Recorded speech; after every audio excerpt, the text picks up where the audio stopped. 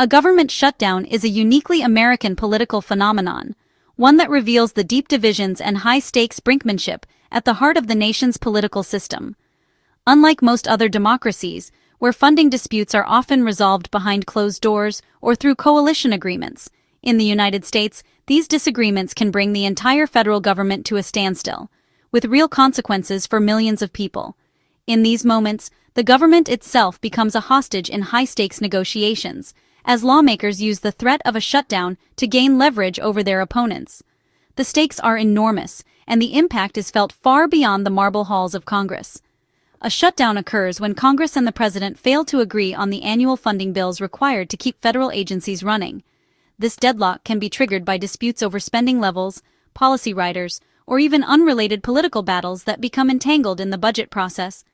If lawmakers can't reach a deal by the deadline, non-essential government functions are forced to cease.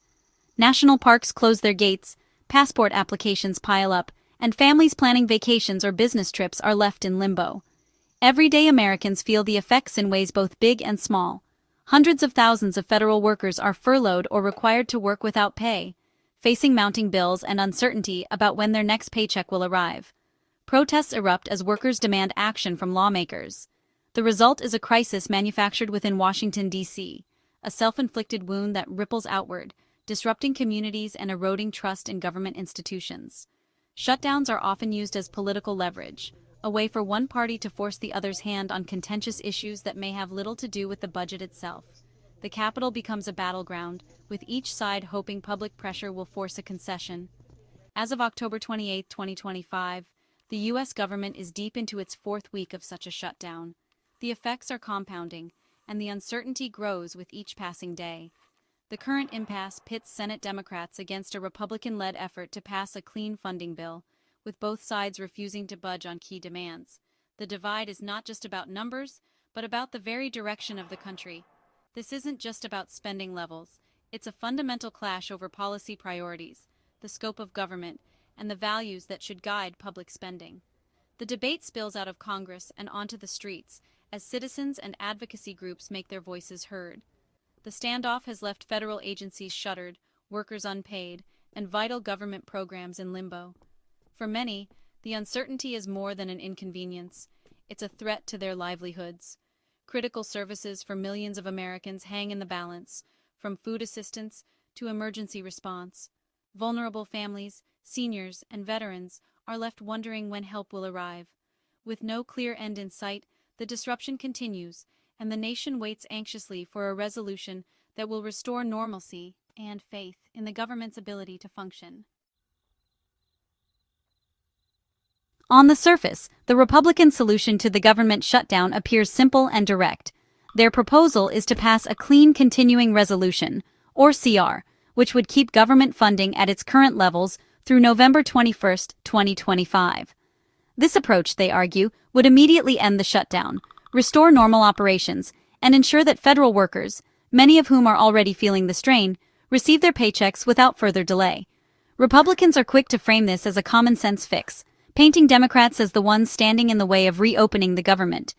They claim that by refusing to support the CR, Democrats are putting politics above the needs of everyday Americans.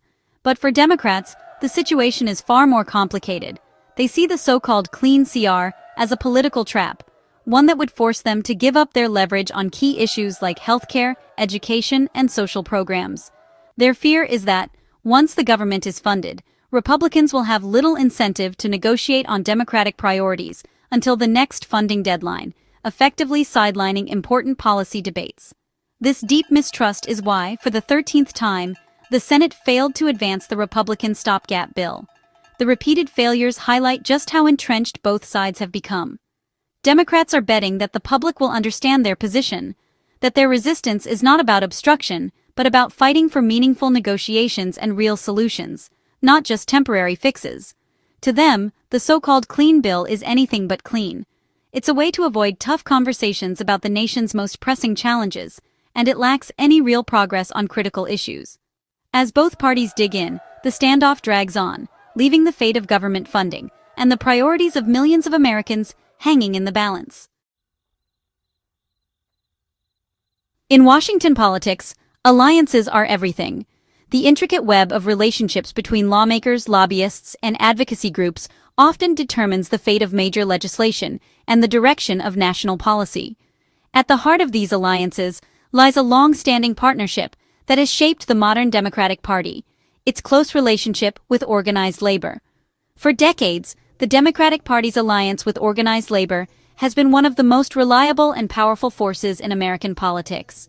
Union support has helped Democrats win elections, shape policy, and advocate for workers' rights across the country. The American Federation of Government Employees, or AFGE, stands as the largest federal employee union in the United States.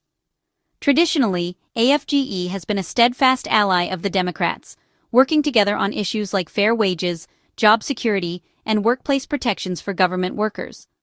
But the ongoing government shutdown has exposed deep cracks in this alliance. As the shutdown stretches on, the interests of union members, many of whom are struggling to pay bills and support their families, have come into direct conflict with the political strategies of their traditional allies. In a surprising move, the AFGE has publicly broken ranks with the Democrats, instead siding with Republicans to support a clean continuing resolution, or CR, that would immediately reopen the government and get federal employees back to work. This decision highlights a painful dilemma for the union. Should they prioritize the immediate financial needs of their members, who are missing paychecks and facing mounting stress, or stick with the Democrats' longer-term policy goals, which may offer more lasting protections but require patience and sacrifice? Sensing an opportunity, Republicans have seized on this rift. They're using the union's break as evidence that Democratic leaders are out of touch with working Americans, and they're amplifying their message that Democrats are to blame for the ongoing stalemate. It's a rare and dramatic moment in American politics. A major union openly challenging the Democratic Party's strategy and demanding a new approach to end the shutdown. The public break has put Senate Democrats in a difficult and uncomfortable position. They now face pressure from both their political opponents and their own base of union supporters who are demanding immediate action. As the shutdown drags on, the political landscape continues to shift. Old alliances are tested, new divisions emerge, and the stakes for federal workers and the politicians who represent them grow higher with each passing day. The AFGE's message was loud and clear: end the shutdown today. Union President Everett Kelly demanded a clean CR, rejecting political gamesmanship.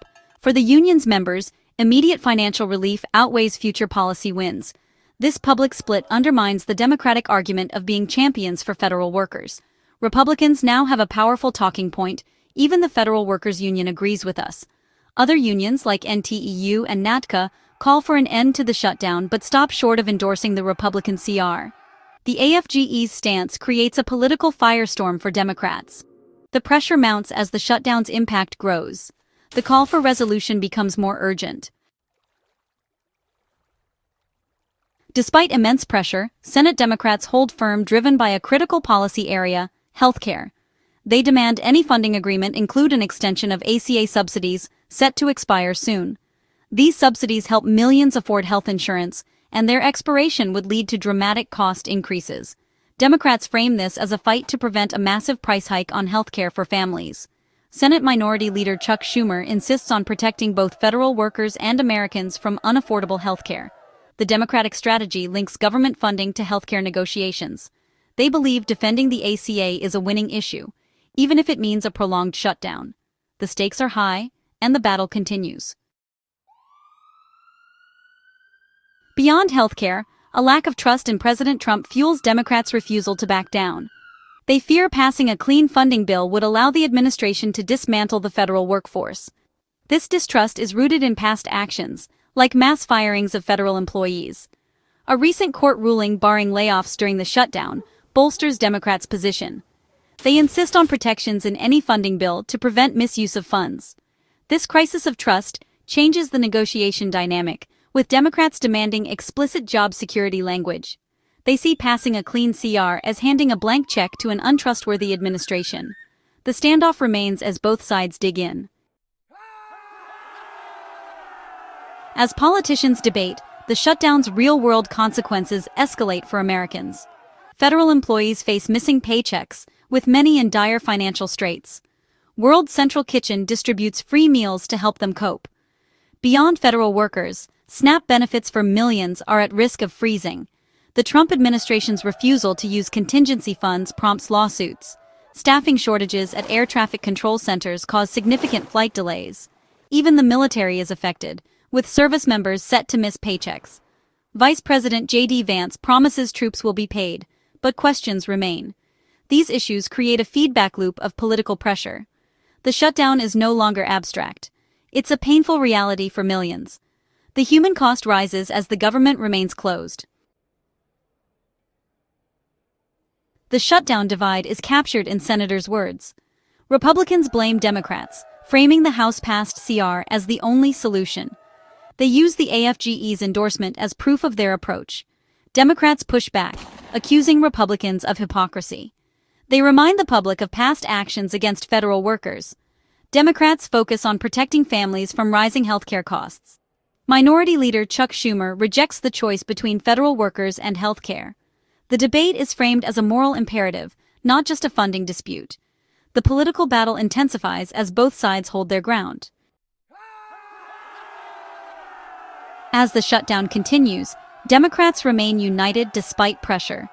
Only a few senators have voted with Republicans, showing party leadership's message resonates.